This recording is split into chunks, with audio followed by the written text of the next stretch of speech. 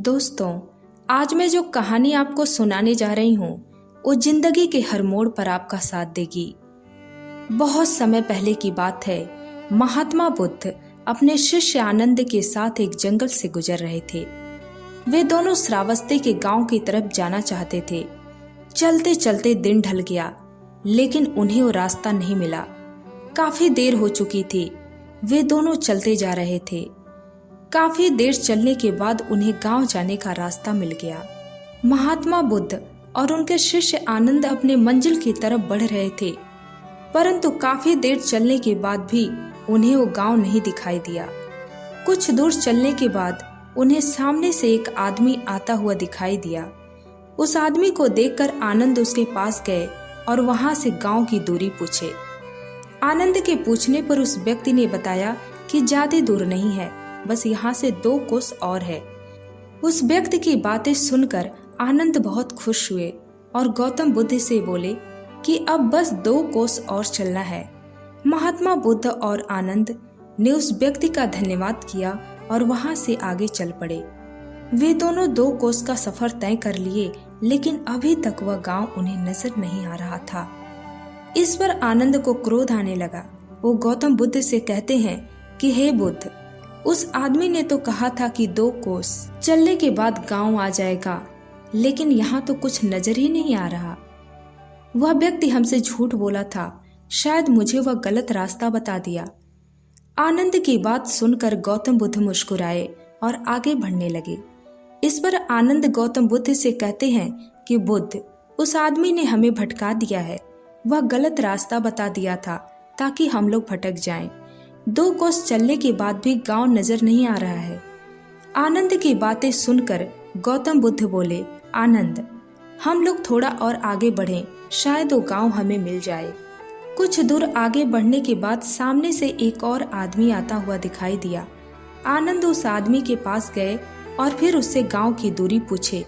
आनंद के पूछने पर उस व्यक्ति ने भी यही बोला कि ज्यादा दूर नहीं है, बस 2 कोस और चलना पड़ेगा। यह बात सुनकर आनंद के चेहरे पर एक बार फिर से प्रसन्नता छा गई कि अब ज्यादा दूर नहीं चलना है। वे दोनों उस आदमी का धन्यवाद किए और फिर से आगे बढ़ना शुरू किए। चलते चलते आनंद और महात्मा बुद्ध ने 2 कोस की दूरी तय कर ली, लेकिन अभी तक उन्हें वह गांव दिखाई नहीं दिया। अब आनंद का क्रोध और बढ़ने लगा। वह गौतम बुद्ध से बोले कि हे बुद्ध, उन दोनों व्यक्तियों ने हमसे झूठ बोला और हमें अपने रास्ते से भटका दिया। हम शायद गलत रास्ते पर आ गए हैं। हम लोग लगभग 4 कोस की दूरी तय कर लिए, लेकिन अभी तक वह गांव दिखाई नहीं दिया। कितने बुरे आदमी थे वे दोनों, हमसे झूठ बोलकर हमें गलत रास्ते पर भेज दिए। इस पर गौतम बुद्ध मुस्कुराते हैं और आनंद से कहते हैं कि हे आनंद, शांत हो जाओ, धैर्य रखो, हम लोग गांव तक जरूर पहुंच जाएंगे। यदि तुम घबरा जाओगे तो हमें यही जंगल में ही रात गुजारनी पड़ जाएगी। शांति से धैर्य के साथ आगे बढ़ो। गौतम बुद्ध की बात सुनकर आनंद शांत हो गए और उनके साथ आगे बढ़ने लगे। चलते चलते गौतम बुद्ध और आनंद ने फिर से लगभग 2 कोस का सफर तय कर लिया, लेकिन इस बार उन्हें वो गांव मिल जाता है। वे अपने मंजिल तक पहुंच जाते हैं। वहां जाकर गौतम बुद्ध आनंद से कहते हैं, देखा आनंद, वे दोनों व्यक्ति कितने अच्छे थे। उनकी वजह से ही हम लोग अपनी मंजिल तक पहुंच पाए, वरना वही बीच में ही कहीं रह जाते। आनंद का क्रोध अभी तक शांत नहीं हुआ था। वे गौतम बुद्ध से बोले, बुद्ध, आप कैसे हैं? उन दोनों को अच्छे कह रहे हैं, जबकि उन दोनों ने हमसे झूठ बोला था। उन्होंने कहा कि 2 कोस की दूरी पर ही गांव मिल जाएगा और हमने लगभग 6 कोस की दूरी तय कर ली, तब जाकर गांव दिखाई दिया, और आप उन्हें ही अच्छा बोल रहे हैं। आनंद की बात सुनकर महात्मा बुद्ध कहते हैं कि हे आनंद, तुमने देखा है कि इस समय सर्दियों का मौसम चल रहा है और सर्दियों में दिन छोटा और रातें बड़ी होती हैं। इसलिए पहले व्यक्ति ने सोचा होगा कि यदि मैं इन्हें ये बता दूंगा कि अभी गांव 6 कोस दूर है, तो शायद ये आगे जाने का प्रयास ही नहीं करेंगे और इन्हें यही जंगल में रात गुजारनी पड़ेगी। इसलिए इनसे झूठ बोल देता हूँ कि गांव तो बस 2 ही कोस दूर है। ऐसा करने से 2 कोस की दूरी भी तय कर लेंगे और मंजिल भी करीब आ जाएगी और उस दूसरे व्यक्ति ने भी ऐसा ही सोचा होगा, ताकि हम लोग लगातार चलते रहें और जल्दी से जल्दी अपने मंजिल तक पहुंच जाएं। तो तुमने देखा आनंद कि वे दोनों व्यक्ति कितने अच्छे थे। यदि वे दोनों हमें रास्ते में नहीं मिलते तो हमें जंगल में ही किसी वृक्ष के नीचे रात गुजारनी पड़ती। गौतम बुद्ध की बात सुनकर आनंद कहते हैं कि हे बुद्ध, वे दोनों व्यक्ति अच्छे नहीं थे, बल्कि आप अच्छे हैं, इसलिए आप उन्हें अच्छा बोल रहे हैं। लेकिन मैं आपसे यह पूछना चाहता हूँ कि उन दोनों ने हमारे बारे में यही सोचा होगा, इसका क्या प्रमाण है? वे दोनों हमारा भला ही चाहते थे, ये किसको पता है? आनंद की बात सुनकर गौतम बुद्ध मुस्कुराने लगे और आनंद से कहते हैं कि भंते, मैं तुम्हें यही तो समझाना चाहता हूँ कि सवाल ये नहीं कि उन लोगों का उद्देश्य क्या था, बल्कि सवाल ये है कि क्या उनका उद्देश्य तुम्हारे उद्देश्य को प्रभावित कर सकता है? क्या उनके उद्देश्य के कारण तुम्हारा जो उद्देश्य था वो असफल रह गया? क्या तुमने उनकी बातें सुनकर अपनी मंजिल को हासिल नहीं किया है? भंते, तुम सब धर्म के मार्ग पर चल रहे हो, तुम्हारा मार्ग सत्य का है और तुम्हारे मन में ऐसे विचार उत्पन्न नहीं होने चाहिए। तुम्हारे मन में क्रोध जैसी भावना उत्पन्न नहीं होनी चाहिए। क्या किसी के गलत उद्देश्य मात्र से तुम्हारे भीतर क्रोध जैसी भावना उत्पन्न हो सकती है? अगर हो सकती है तो फिर इसमें किसी और की नहीं बल्कि तुम्हारी गलती है, क्योंकि तुम अपने मन पर, अपने आप पर अपना नियंत्रण खो रहे हो। तुमने खुद की खुशी को दूसरे के हाथों में दे दिया है और ऐसा करने पर जब चाहे वो तुम्हें दुख दे सकता है। महात्मा बुद्ध की इस बात को सुनने के बाद आनंद कहते हैं कि बुद्ध, आप सही कह रहे हैं, लेकिन मैं एक मनुष्य हूँ। अच्छा लगना, बुरा लगना ये तो स्वाभाविक है। इसमें भला मेरा क्या दोष है? इसमें मेरा क्या योगदान है? इस पर महात्मा बुद्ध आनंद से कहते हैं कि तुम्हारा इसमें यही योगदान है कि जब तुम्हारे मन में एक क्रोध का भाव उठ रहा था, जब तुम्हारे मन में तकलीफ जैसी भावनाएं हो रही थी, तब तुमने इन्हें जागरूकता के भाव से नहीं देखा, जिसकी वजह से तुम इन भावनाओं में बहते चले जा रहे हो और तुम्हारा इस तरह से बह जाना ही तुम्हारे दुख का असली कारण है। तुम जितना इससे जुड़ोगे ये उतना ही तुम्हें तकलीफ देगा और तुम्हें बहाव में बहा कर लेकर चला जाएगा।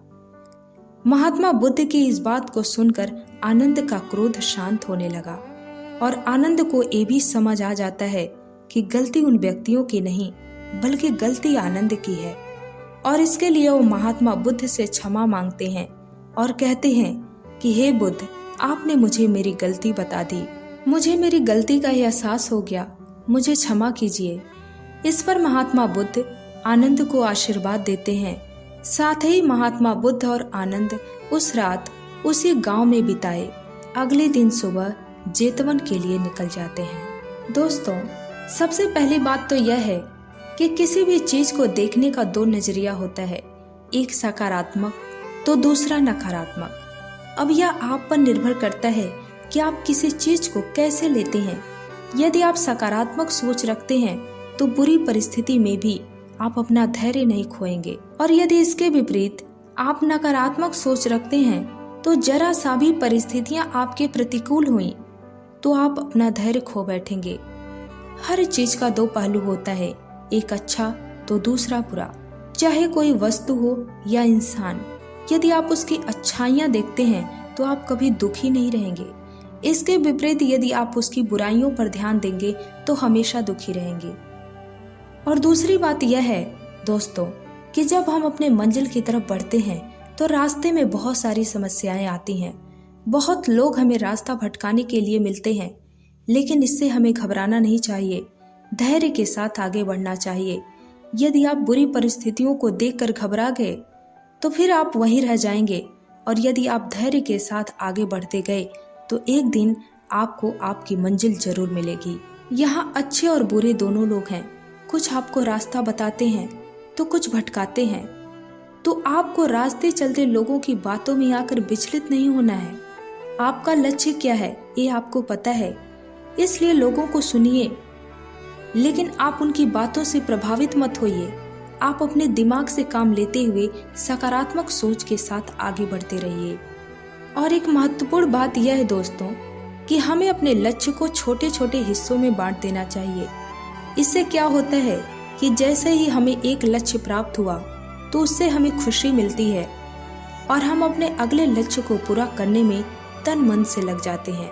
एक लक्ष्य के पूरा होने से दूसरे को प्राप्त करने की प्रेरणा मिलती है और छोटे छोटे लक्ष्यों को प्राप्त करते हुए एक दिन हमें अपना बड़ा लक्ष्य प्राप्त हो जाता है। दोस्तों, जब हमारे सामने कोई बड़ा लक्ष्य होता है तो हम सोचकर ही घबरा जाते हैं कि कैसे होगा। बहुत सारे नकारात्मक विचार हमारे अंदर पनपने लगते हैं। तो ऐसी परिस्थितियों में हमें घबराना नहीं है, धैर्य के साथ आगे बढ़ते रहना है। आपको कितना भी कोई मार्ग से भटकाने की कोशिश करे, आपको विचलित नहीं होना है। आपको अंदर से मजबूत रहना है और धैर्य के साथ आगे बढ़ते रहना है। दोस्तों, मुझे उम्मीद है कि इस कहानी से आपको अवश्य कुछ सीखने को मिलेगा। इस कहानी को सुने और इस कहानी से जो सीख मिलती है उसे आप अपने जीवन में उतारने की भरपूर कोशिश करें। धन्यवाद।